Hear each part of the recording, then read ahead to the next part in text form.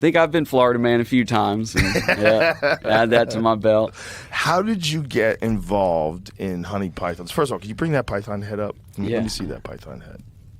I need to see, because So I this purposely is- didn't look. This is actually the one that bit me. That Oh, I my almost God. bled out in the middle of the Everglades, caught by myself in the middle of the Everglades. Oh my God, dude. And- that bit you? Yeah. And this snake, 17 foot 7 inches, 135 pounds. And that's no eggs inside of it, no meal inside of it. That's solid snake muscle. And at the time, that's about what I weighed. So it was a fair Everglades battle royale. Oh my God. Can I see it? Yeah, absolutely. Now, tell me the scenario. What happened? So The I was, mouth on this thing, Jay. yeah, and look at all those teeth. Look at that. It's insane. Yep. And that head actually has shrunk substantially from the freeze drying process. All critters freeze dried that for me, and it takes all the moisture out of it and really shrinks down.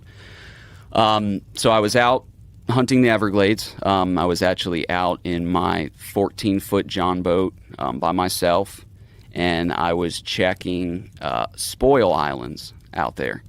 These islands were dug maybe 100 years ago or more when they dug the canal. They were made 100 years ago when they were digging the canal. And they've been up there, gaining vegetation, getting real nasty, and a lot of these critters come up on them to breed, to feed, and to nest. And I was out there looking for, a python like I normally do, and I came across her. I knew immediately when I saw her that she was very large, possibly the largest python I've captured. And I could only see the back half of her, maybe like the back third of her. But I could tell she was a monster.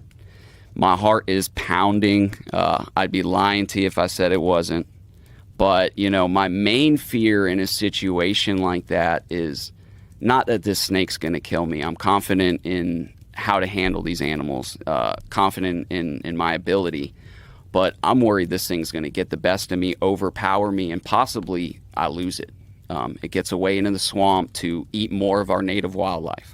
Coming across an animal like this, even with the situation we're in the Everglades, is still a once-in-a-lifetime, opportunity. It really is.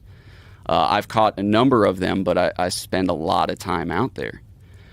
So I'm getting ready to capture this snake, building myself up to it. The safest way to go about it is to find the head, grab the head with both my hands, and keep her from coiling on me, wrapping around me. I can't find her head. Her head's buried in vegetation, buried in the maiden cane. I just can't see it, and she's working her way slowly off the island. So I know I got to quickly do something. I'm afraid if I get closer to her head, I'm going to spook her, and she's going to try to start moving away. I grab onto her tail, and this is kind of a bad situation to be in, especially with all the thick vegetation. These snakes can easily overpower you and will actually drag you out into the swamp. There's just no stopping it. It intertwines in all the weeds and just drags you. So I know grabbing this thing, my goal is to piss it off and get it to start striking at me where I can see that head and grab a hold of that head. Otherwise, this thing's gone. So I get a hold of it, and it starts dragging me. It's pulling me off the island. So is it wrapped around you, or are you No, just no, no, hanging no. on? It's stretched out, and But you're hanging on. I'm hanging on to it. Yeah, Right. this thing's eating alligators, eating deer. It's the biggest thing out here. It's not worried about nothing. It's not scared of me. You know what I mean? It's kind of seeing what I'm doing. So I got a hold of it, and it's starting to. Are you wearing gloves? No. How are you able to really grab it? If I had gloves on, I wouldn't be able to grab it. I need my bare hands to be able to work and feel everything, have the grip. Gloves will just get in the way. Even something with like a texture to it? I don't want any of that. Okay. I don't want any of that. They just get in the way. So I got the snake dragging me out into the swamp, losing this battle. I'm able to dig my heels down into the limestone that I'm standing on, the limestone island, and I'm able to stop her. I'm not gaining on her, but I got her stopped, and we're kind of in this Everglades tug of war right now. And she starts to get pissed off. She starts hissing. She starts turning around on me. And this is what I want. But I got to not get bit. You know what I mean? Holy fuck. A snake this size, to my advantage, they're slower than a smaller snake. They have a lot of body mass. They're going to tire out quickly. And her strikes aren't going to be lightning fast. So she's striking at me. I'm dodging her strikes. Oh my God. Everything's going good. Floyd Mayweather out there. And yeah, doing a little duck and weave. Everything's going good. Normally when a snake strikes, it's going to strike out, recoil back, get ready, strike again, recoil back. That's how they strike. That's how they get that power. They kind of like recoil their body. So it struck, I dodged it, it recoils back like a third of the way and hits me with this little sneak attack strike that I wasn't expecting.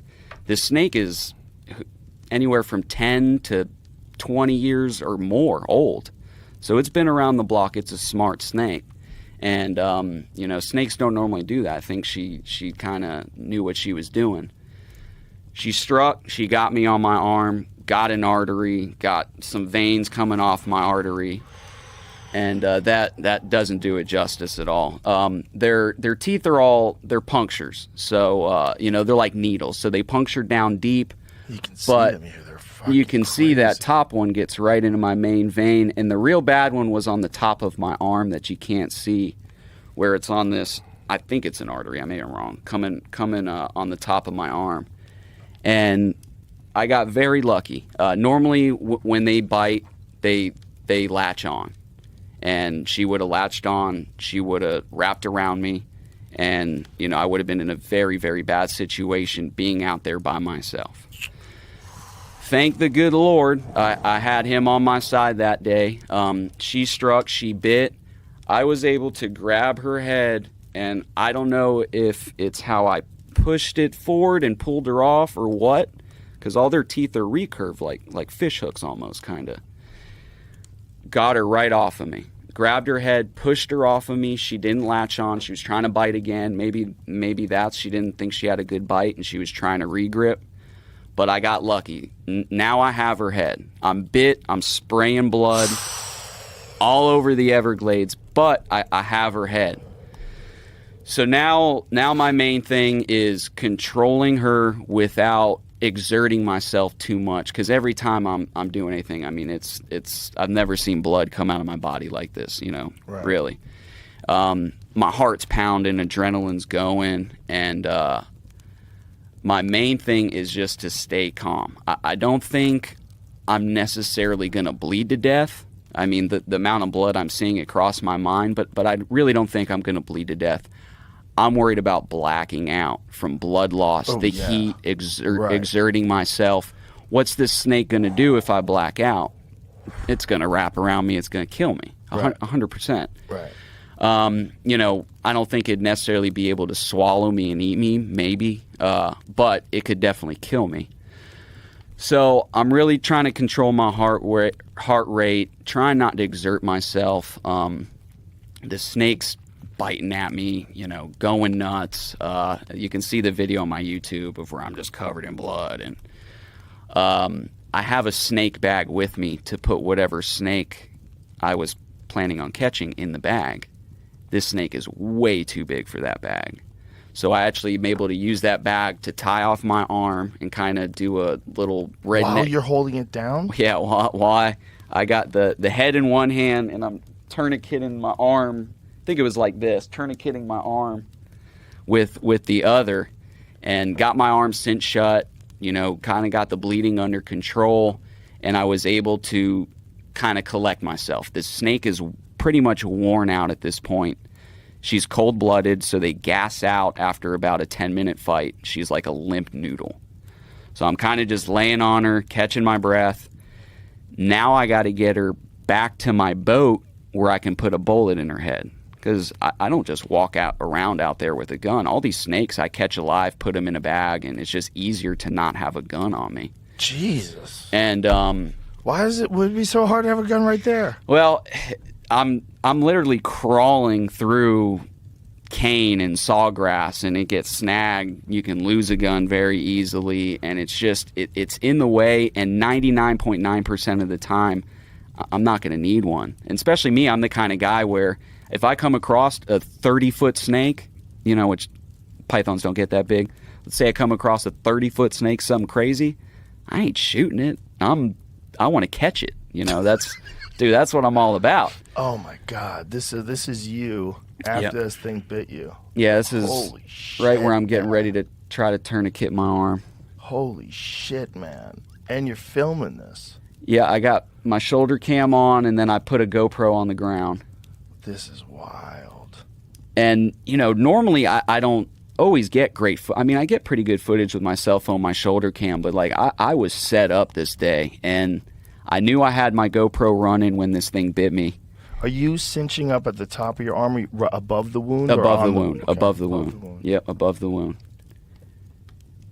And, you know, to be honest with you, the first thought that went through my mind when that thing bit me, and I have all these cameras going, and I see all this blood, is this video's definitely going viral.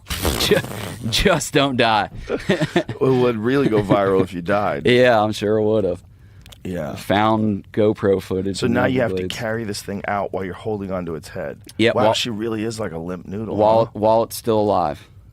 She really is like a wimp noodle. Yeah, once you she's beat gassed her. out. She is done. That's insane. She is done. Wow, man. Yep. That's man shit right there, son.